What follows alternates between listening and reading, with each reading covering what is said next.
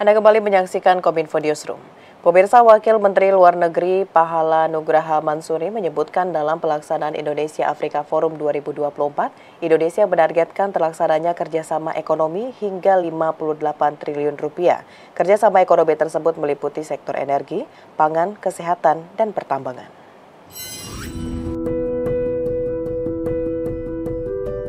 Wakil Menteri Luar Negeri Pahala Nugraha Mansuri dalam keterangan persnya usai rapat terbatas pada Selasa 27 Agustus 2024 menyebutkan, dalam pelaksanaan Indonesia-Afrika Forum 2024, Indonesia menargetkan terlaksananya kerjasama ekonomi hingga 58 triliun rupiah. Gelaran forum internasional ini tidak hanya diikuti oleh pemerintah, namun juga pihak swasta dan BUMN untuk meningkatkan hubungan kerjasama Indonesia-Afrika. Ada 4 sektor yang menjadi fokus kerjasama dalam bidang ekonomi. Yang pertama yakni bidang energi, di mana Afrika tak hanya kaya sumber daya energi migas, tetapi juga memiliki potensi kerjasama energi terbarukan. Kedua, sektor ketahanan pangan. Indonesia dan Afrika sama-sama mempunyai kebutuhan pangan yang tinggi dan memiliki potensi besar dalam perdagangan dan supply chain pangan, pupuk, serta pengembangan biofuel. Yang ketiga yakni sektor kesehatan. Dalam bidang kesehatan, Indonesia dan Afrika memiliki potensi kerjasama perdagangan obat, vaksin, dan alat kesehatan, serta produksi dan pengembangan bersama. Dan yang keempat adalah kerjasama sektor pertambangan. Indonesia dan Afrika memiliki cadangan mineral kritis untuk transisi energi seperti nikel, kobalt, grafit, mangaan, dan sebagainya. Sehingga Indonesia dan Afrika memiliki potensi untuk mengembangkan supply chain produksi komponen dan baterai EV. Jadi kegiatan IAF dan MSP Forum memang merupakan kegiatan multi-stakeholders, artinya bukan hanya melibatkan dari para kepala negara dan juga para menteri, tetapi juga melibatkan dari sektor-sektor lainnya seperti misalnya sektor swasta dan juga BUMN, dan akan fokus kepada beberapa topik seperti misalnya energi, kesehatan, ketahanan pangan, dan juga pertambangan dan juga processing daripada bahan-bahan pertambangan. Kita berharap bahwa selain daripada perjanjian antar pemerintah, akan diselenggarakan juga perjanjian-perjanjian antar sektor swasta, dan untuk sektor swasta dan juga BUMN diperkirakan akan terdapat perjanjian dengan nilai sampai dengan 3,5 miliar US dollar atau kurang lebih sekitar 58 triliun rupiah. Wamenlu juga berharap Indonesia-Afrika mampu menjalin banyak kerjasama dikarenakan secara histori Indonesia-Afrika telah lama melakukan hubungan kerjasama dan memiliki banyak potensi kerjasama di berbagai bidang. Komando Daerah Militer 9 Udayana gelar pasukan persiapan pengamanan KTT Indonesia-Afrika Forum kedua dan High Level Forum on Multi-Stakeholder Partnership di Nusa Dua, Bali. Hal ini melibatkan lebih dari 3.000 prajurit. Pangdam 9 Udayana, Maijen TNI Muhammad Zamroni mengimbau para prajuritnya untuk siap menyukseskan perhelatan internasional tersebut.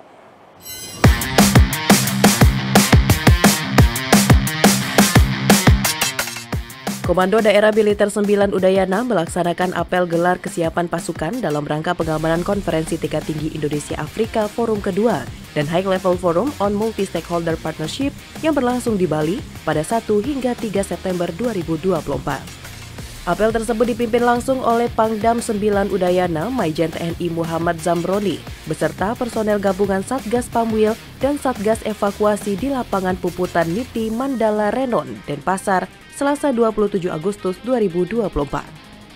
Satgas Pamwil bertugas melaksanakan pengamanan VVIP, sedangkan Danrem 163 Wirasatya akan mengomando Satgas Evakuasi untuk melaksanakan operasi siaga bencana.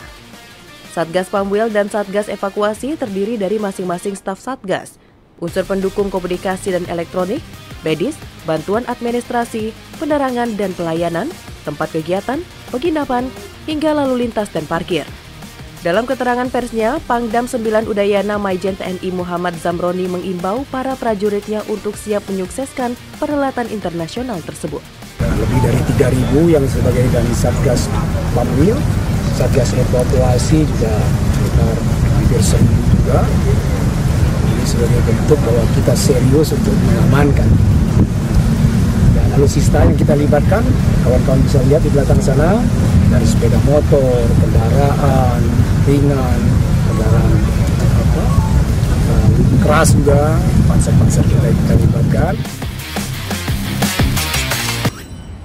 Pemirsa, pemerintah terus membatangkan persiapan penyelenggaraan Indonesia Afrika Forum kedua yang digelar di Bali pada 1 hingga 3 September 2024. Protokol kesehatan dan keamanan pun jadi prioritas dalam persiapan tersebut, sesuai dengan arahan Presiden Joko Widodo.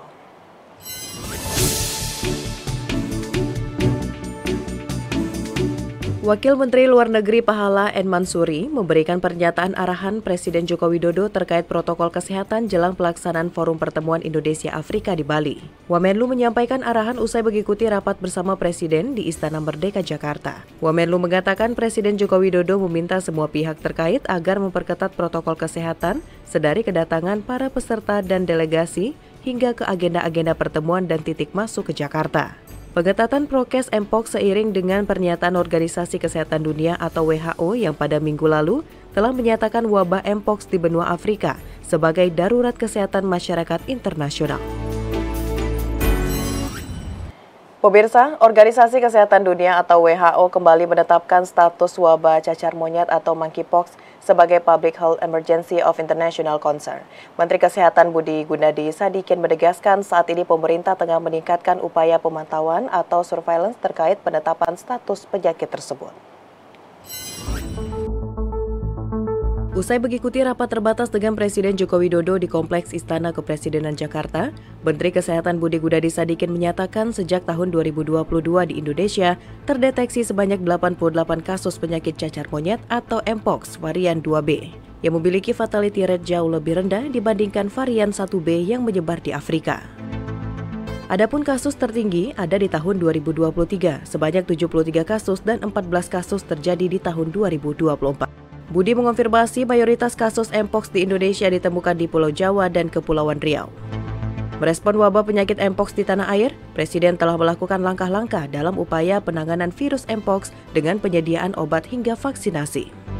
Ia mengimbau kepada para awak media untuk turut memberitakan edukasi kepada masyarakat bahwa virus Mpox yang menjangkit sejumlah pasien di Indonesia adalah varian 2B yang fatalitasnya rendah dan dapat sembuh dengan cara diobati. Untuk orang-orang yang lahir di bawah tahun 70-an kayak saya, kan dulu pernah divaksin cacar. Itu memberikan proteksi. Jadi yang relatif usianya tua kayak saya itu terproteksi. Nah, untuk yang muda-muda, vaksinnya generasi yang barunya sudah ada. Satu diproduksi dari Denmark, satu diproduksi dari Jepang. Tolong teman-teman bisa sampaikan, ini Mpox yang di Indonesia itu varian 2B atau clade 2B, yang di Afrika itu varian 1B. Ya, itu fatality rate-nya tinggi, mendekati 10%, kalau kita masih 0,1%. Varian 1B ini belum menyebar kemana-mana kecuali 2 negara, yaitu Swedia dan Thailand. Ya, yang lainnya di Afrika. Kenapa? Karena mereka juga datang dari Afrika. Yang kedua, ini penularannya mesti kontak fisik dan terjadi di kelompok tertentu. Oleh karena itu, penyebarannya tidak akan secepat COVID, ya, dan risikonya pasti di kelompok-kelompok tertentu. Pemirsa, usai jeda pariwara, Kominfo Newsroom akan kembali dengan informasi lainnya. Tetaplah bersama kami.